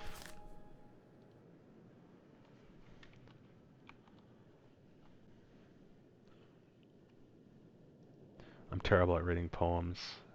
It sounds better in my head, but I can never really get the cadence right. Or know if I'm getting it right. There's no, there's no written meters anywhere, so I have no idea. Just kind of have to patchwork it together. Let me see something. Hang on. Darkness within. Hidden clues. So I want to make sure I find hidden clues too.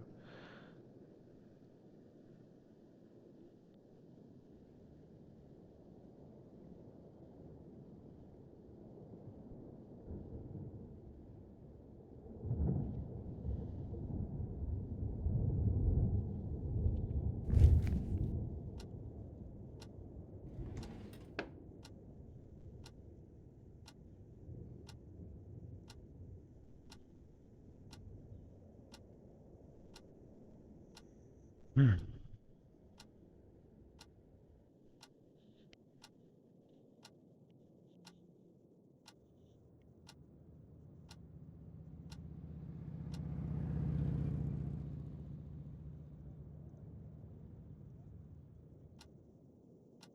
Message 1. Hi, Howard. I just called to ask you if everything's all right. You had a breakdown, you know. You've got to get some rest, mate. I will call you again, mate. Look after yourself. See you soon. No new messages.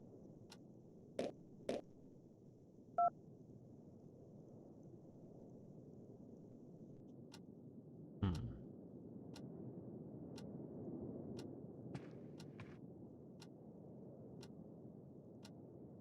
Get out of here.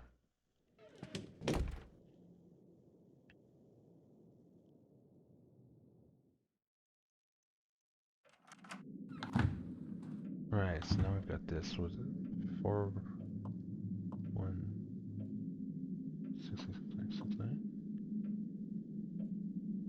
Or would it be 16? 1, 4.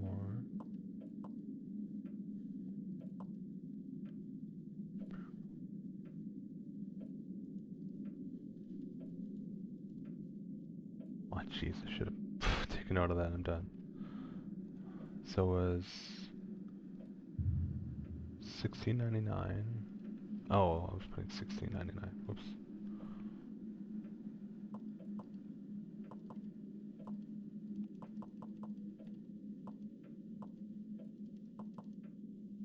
Does that have to do with the number of?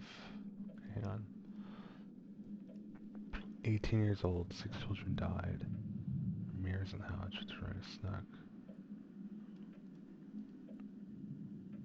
Carve the sign. 11, maybe you meant 9 backwards, because mirrors, 9. So, 1, 8. So, 1869? Whoops.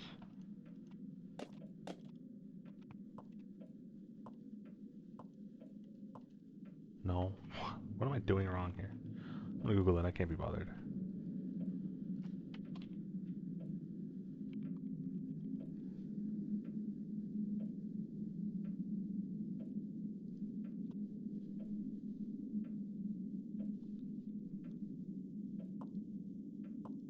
It said 1753, I don't know how the fuck I was supposed to find that from those numbers. Enter a date.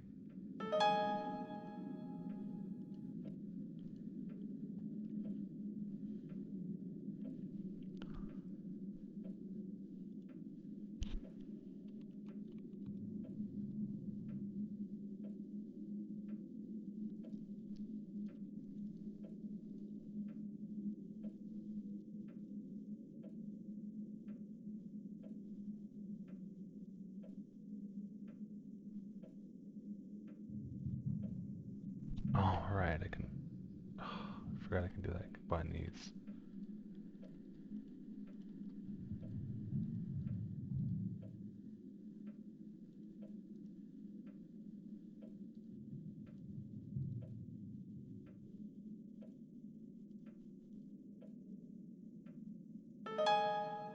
Yeah, nice. Put together. Were all the things I saw hallucinations, and the instant smells caused me to experience strange things. Hmm.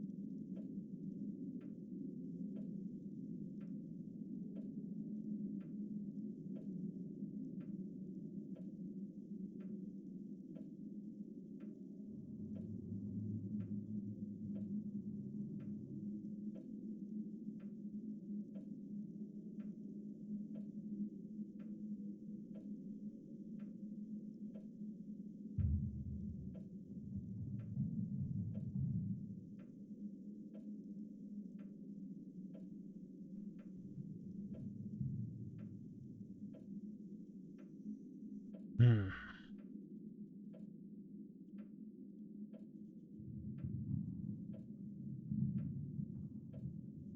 I think we might, well, maybe go for another half hour. Actually, let me see. Let me actually check on Rooster, because I know he's, currently playing with, Ark right now, and I like to give them some attention and say hi.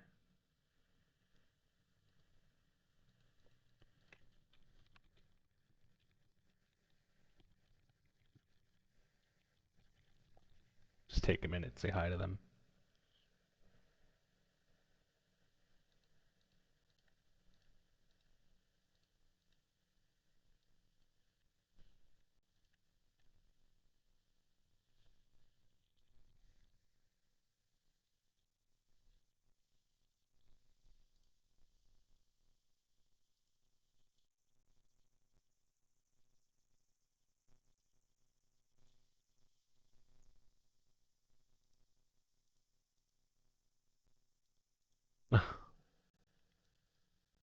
Hey?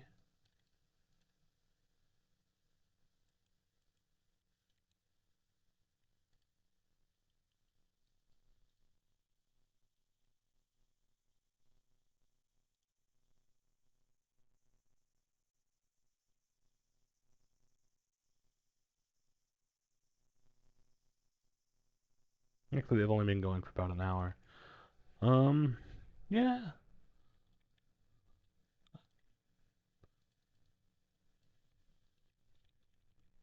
We'll go for maybe another half hour, then I think we'll check in on them.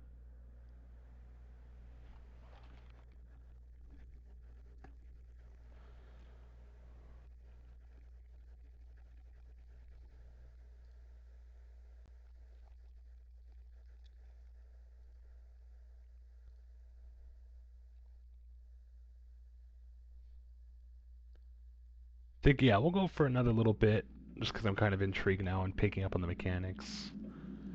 And then we'll go stop in to see Rooster and Ark and everyone playing Carcassonne.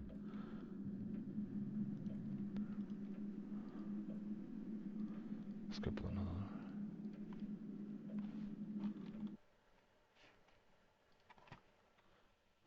another. Hey, good timing, hang on.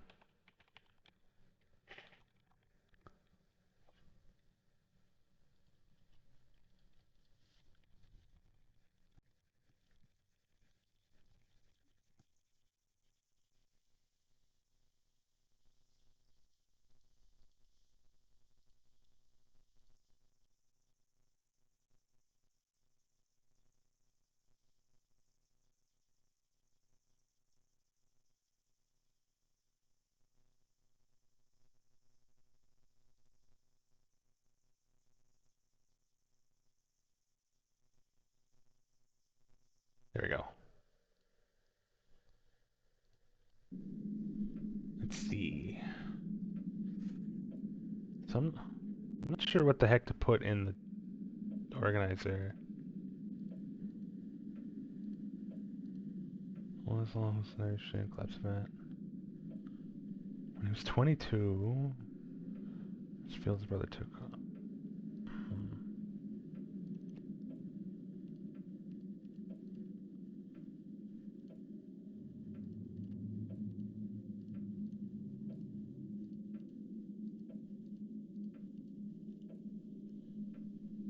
Whoa. Has anything changed here? I'm guessing I have to find the date for something. I'm just not sure what.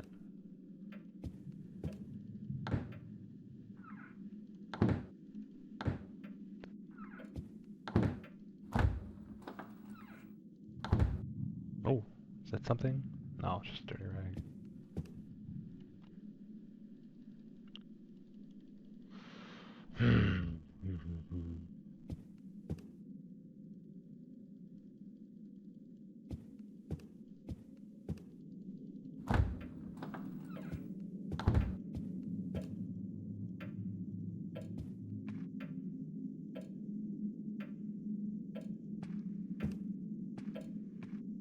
Anything in the office?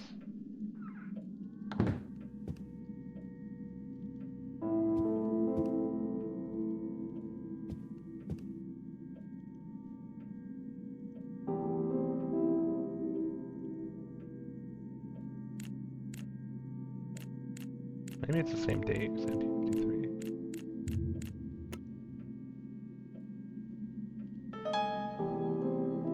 Oh.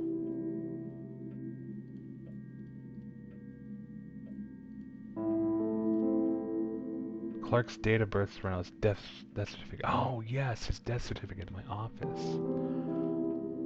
completely slipped my mind. I'm certain the date is whenever he inherited the company from his father. He turned 22. So perhaps it's that year. We'll find out. Let's get to my office.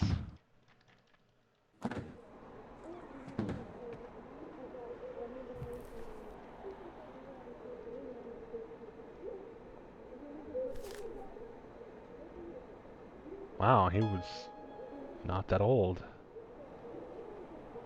I was under the impression that the man was gonna be like, in his, like 60s or something.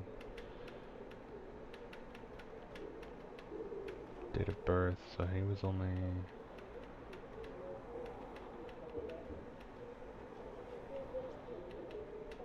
Let's see... 11, 30... This man wasn't even 40, he was in his mid-30s. Wow.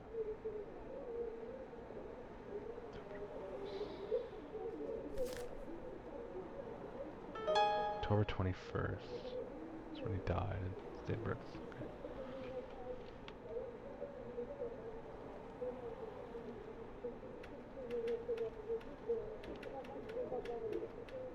Why keep telling me encoder overloaded? No, the hell it's not. I am playing a 2D game, my friend. There is no work to be done there.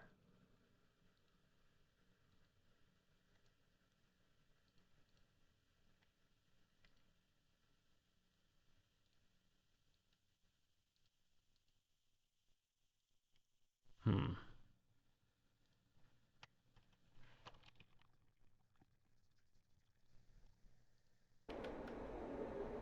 Oops.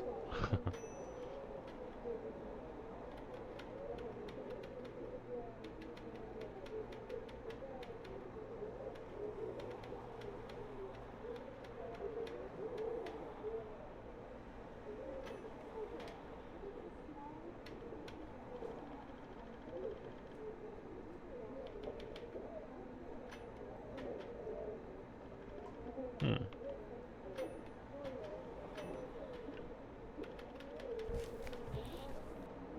Homicide report. Okay.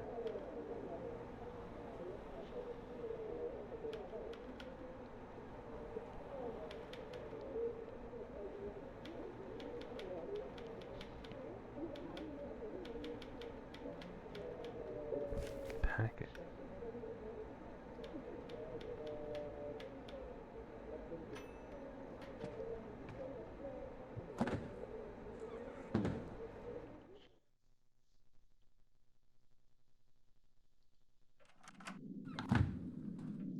So 1998 was the year he inherited his father's company. Let's see if that may be the key code to his suitcase. Or his briefcase, rather.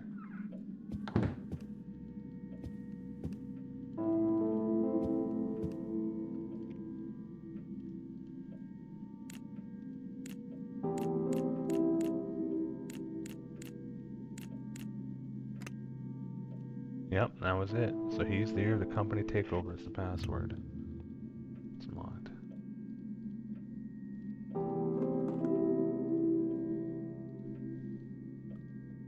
Hmm. These are Mr. Fields' notes.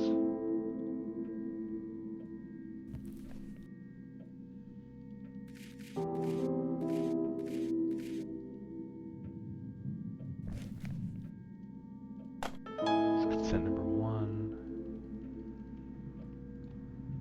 Let's see.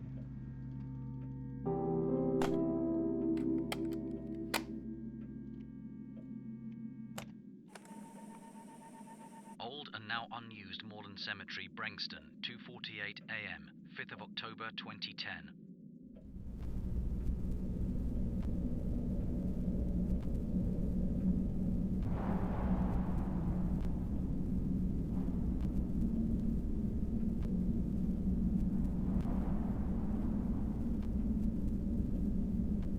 Oh, this must be the cassette he mentioned in that note.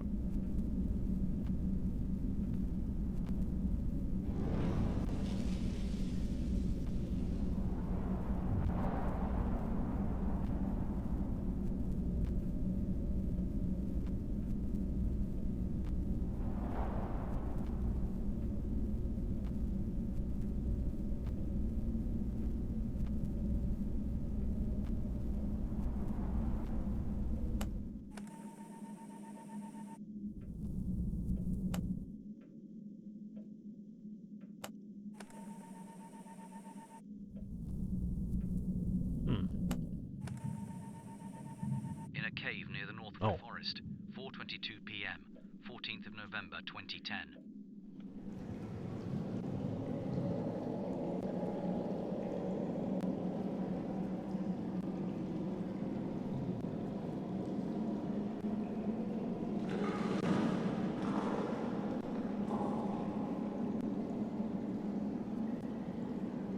Man, he's found some scary sounding places. Jesus Christ.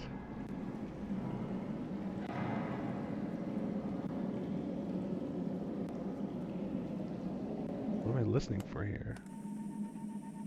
By the well in my cellar, 10:56 p.m., Ah, that. 13th of February 2011.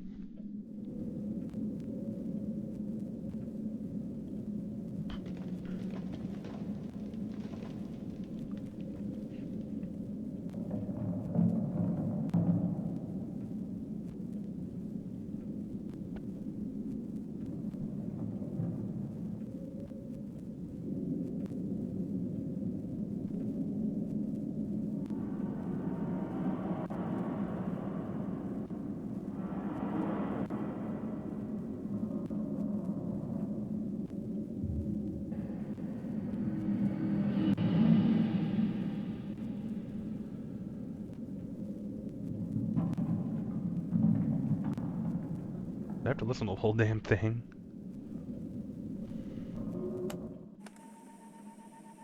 In my bedroom, 3:13 a.m., 12th of March 2011.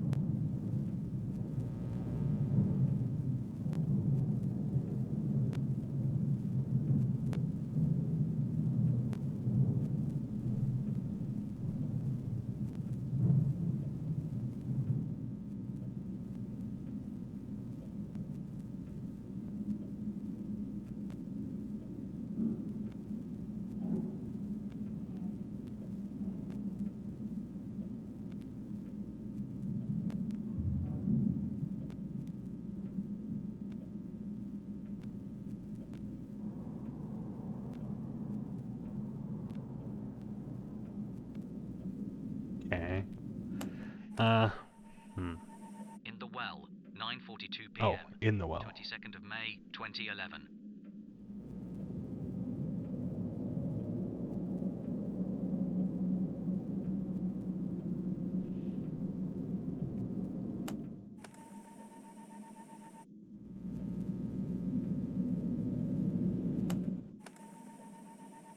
In Ivar's cabin, 3:00. Alright, well, I don't know what to do with that. It's fucking boring me. Let's look for a hint. Do I have any? Of course I don't. Yay.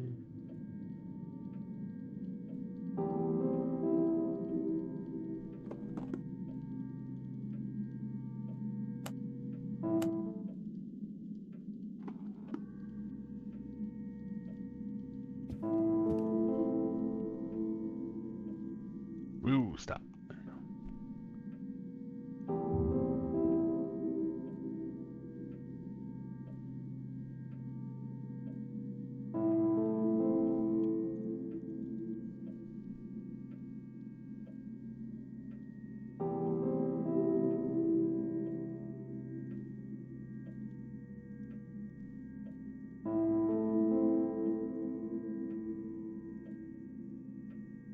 Someone entered Mr. Field's residence and dug somewhere. Who might that be? Yeah, because this guy's been dead for at least a month. Someone dug somewhere.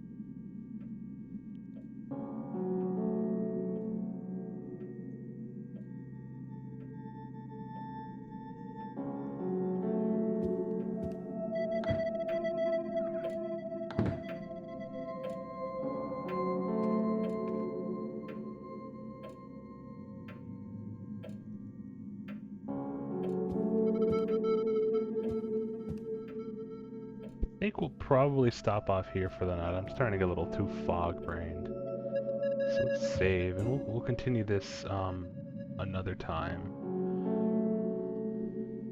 I do. Wow, yeah. Glad I decided to revisit this game. It is very, very spooky, very intriguing, and surprisingly cozy. So let's get to our ending soon screen.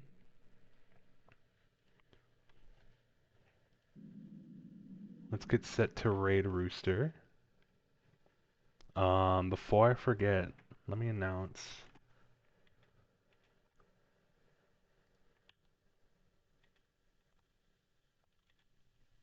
I will actually not be streaming for the rest of November. I'll make an official announcement on Twitter. Because next Wednesday I am leaving for a week to visit family in Portland, Oregon. And when I get back, will be just a day or two before Thanksgiving here in the United States, which I know, some people will be like a little too busy to really pay attention. And though I myself do not have any Thanksgiving plans, I do just want to chill. I could use a little time off. I've been streaming like clockwork since late August. I think I might have taken 1 week off since then, but it's not the worst thing ever to take a break. Plus, with the holidays coming up, I'm sure I could find something a little cozier and take a break from all the spookiness for a bit. But we'll pick up on this sometime. Um, ooh. Thanks for hanging with me tonight. Thanks for the patience with what I know is definitely a slower paced, less exciting game. But I know it appeals to at least some of us. I know I'm drawn in by it. I hope you are too. Anyways, whenever I get back, I'll make an announcement whenever I'm going to start up again. But it's going to be no later than the end of November. So expect me back, December at least. Even with everything going on, I'm sure we could fit in some kind of shtick. Anyways, so we're going to get ready to go raid our friend Rooster. Is that it? If it so behooves you, our good friend the Big Lee is also streaming right now. I believe he's doing. Is he doing his usual Phasmo? No, he's doing Marbles on stream. Yeah, I can join him for Marbles on stream. I think I will too. But for now, we're gonna go say hi to Rooster. Thank you again for coming. I hope you all have a lovely rest of your Friday night. And if I don't see you all again sometime, I'll catch you later and hope you have a lovely weekend. See you next time. That's it. See you next time. Have a good night, folks. Bye for now.